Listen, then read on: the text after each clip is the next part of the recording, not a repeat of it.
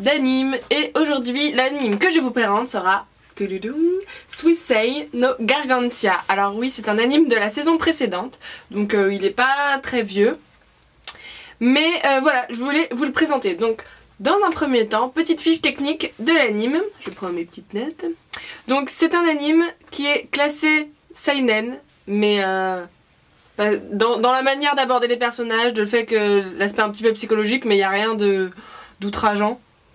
C'est un genre action-aventure. Et donc il est tiré du manga de Gen Urabuchi et c'est dessiné par Murata Kazuya. Donc voilà, c'est un duo qui forme les mangas comme ça peut souvent arriver dans le dessin, dans voilà, un partenariat. Ensuite, cet anime est en 13 épisodes. Donc il est sorti en avril 2013 et donc voilà, ça c'était vraiment la saison précédente et ça s'est fini là jusqu'en automne 2013 quoi, jusqu'à la nouvelle sortie des animes que je vous ai fait déjà dans les vidéos précédentes. Ensuite, il est fait par le studio IG. Donc le studio IG, c'est ceux qui ont fait Blood Plus, je vous ai mis d'autres quoi, Crossholic, Higashi no Eden qui était génial, donc je vous ai mis juste ceux que j'aimais beaucoup, et aussi plus récemment l'attaque des titans ou Shingeki no Kyojin. J'ai du mal à le dire, Shingeki no Kyojin. Ensuite, le petit topo. Dans un espace lointain, en gros, il y a une alliance galactique humaine qui est en guerre contre une espèce extraterrestre de l'espace. Et donc on suit le lieutenant Redo, qui est donc le héros que nous allons suivre, qui est un jeune garçon.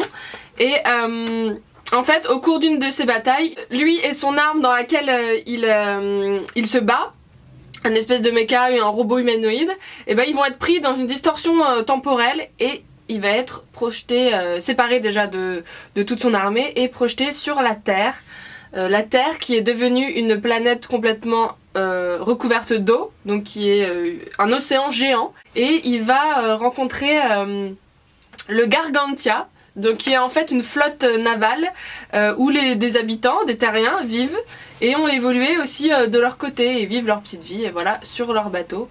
Et c'est comme ça que l'histoire commence. Évidemment, il va y avoir un choc des cultures entre les deux et c'est ça qui est super intéressant dans cet anime. C'est que déjà, ils vont pas parler la même langue. Heureusement, grâce à son robot qui s'appelle Chamber, il va pouvoir avoir de la traduction et tout. Au fur et à mesure, il va essayer de s'adapter à cette vie.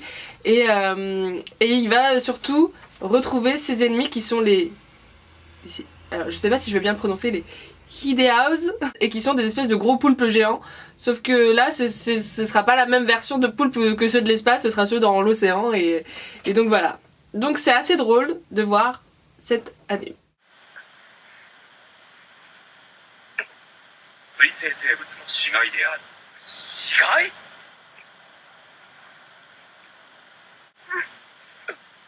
どうしろと？無害な食料と推測。まさか食えってんじゃ。友愛の儀式と推測される。死骸だぞ。判断は機関に委ねる。 Au niveau des personnages, déjà, on a le lieutenant de l'Alliance Galactique, donc Redo, qu'on suit, donc qui est un jeune garçon de 16 ans et qui a toujours vécu dans un système militaire et qui conçoit pas... c'est assez drôle comment, quand il arrive sur notre Terre finalement, il conçoit pas ce que c'est que l'argent, il sait pas ce que c'est que le loisir, il sait pas... parce que en tant que militaire, il faisait toujours ce qu'on lui disait de faire et il n'avait pas à s'occuper de la bouffe, de tout ça. Donc c'est très intéressant comment justement le Gargantia, les habitants du Gargantia lui font découvrir cette vie-là et comment lui il va s'adapter et même il est très drôle parce que il a du mal à parler donc c'est vraiment bien fait, le seiyuu franchement le fait très bien. Il a un accent et tout quand il essaie de parler et tout, c'est assez drôle et on est très attaché à ce personnage qui est le héros, donc heureusement qu'on est attaché à ce personnage.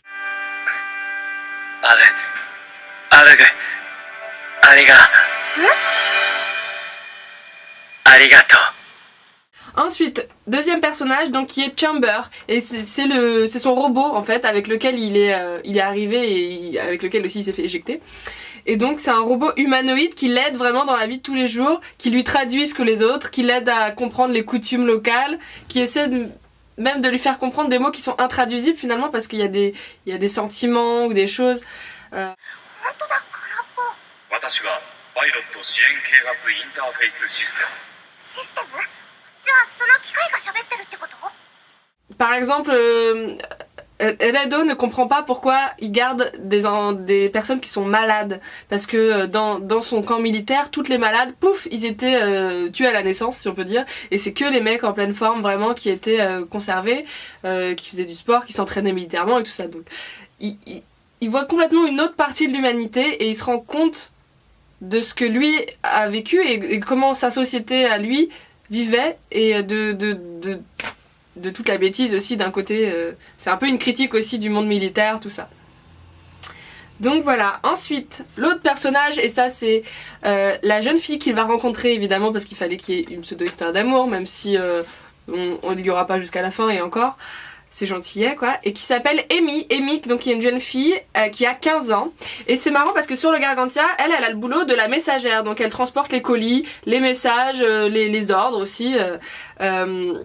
D'un coin à un autre parce que la flotte est immense, il y a plusieurs bateaux qui sont accolés les uns aux autres et donc elle se balade dans un parapente et tout, c'est vachement joli, bien fait, on voit comment ils sont autosuffisants aussi entre eux, comment ils peuvent cultiver, comment ils récupèrent de l'eau potable et tout ça, bon, c'est super intéressant.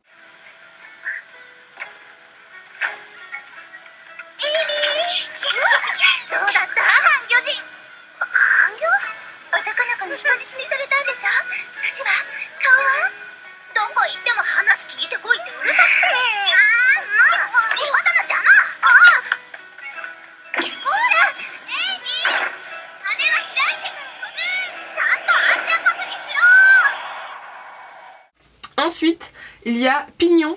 Et Pignon, c'est un peu le grand blond avec sa crête et tout. C'est le mécanicien qui roule un peu des mécaniques et tout. Et qui s'occupe voilà, de réparer aussi le bateau. Et aussi les artefacts. Des artefacts, ce sont les éléments qu'ils récupèrent au fond des océans grâce aux machines justement. Et Chamber va aider à ça aussi. Pour leur améliorer le quotidien ou pour leur faire des armes ou tout ça. Bref.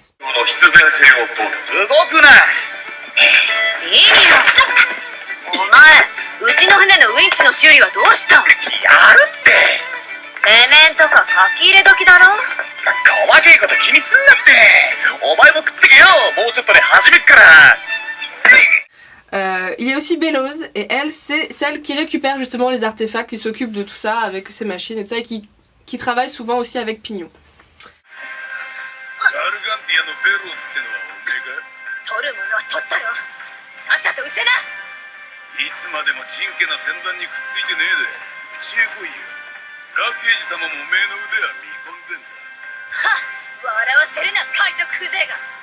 Et enfin il y a Rigid qui est le commandant du Gargantia. En fait cette femme a reçu le commandement après la mort de l'ancien qui était un vieux commandant qui s'appelait Ferroc et qui était très lié en plus à ce commandant là, qui était presque de sa famille pour elle et qui est une jeune commandant donc et qui va essayer de les aider avec tout le pouvoir qu'elle peut avoir voilà pour aider à intégrer Ledo.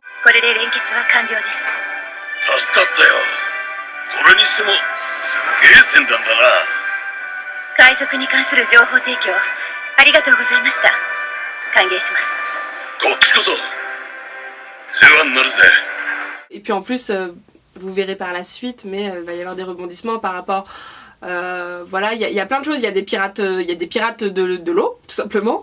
Et puis il y a, ils vont trouver des ideahouse, enfin des poulpes géants dans les océans, et donc ça va réveiller l'instinct militaire de Ledo et il va aider de Pignon essayer de partir à leur conquête. Et finalement, ils vont en partant en guerre finalement contre ces poulpes sur Terre, il va découvrir peu à peu le secret de l'humanité, de comment ils en sont arrivés là et tout ça. Bref, je ne vous en dis pas plus, juste que voilà, c'est un anime que j'adore. Alors il a été annoncé une suite, mais c'est pas vraiment une suite, c'est plutôt des OAV qui sont sortis là jusqu'en octobre, 2 ou 3 je crois. Mais bon, franchement les 13 épisodes se suffisent à eux-mêmes et on a une vraie fin. Enfin moi je suis satisfaite parce que souvent des fois les animes ils peuvent être aussi longs, 36 000 épisodes, des fois il n'y a pas de fin et on est juste dégoûté. Et là je trouve que franchement ils ont bien joué leur coup, les 13 épisodes sont très bien faits.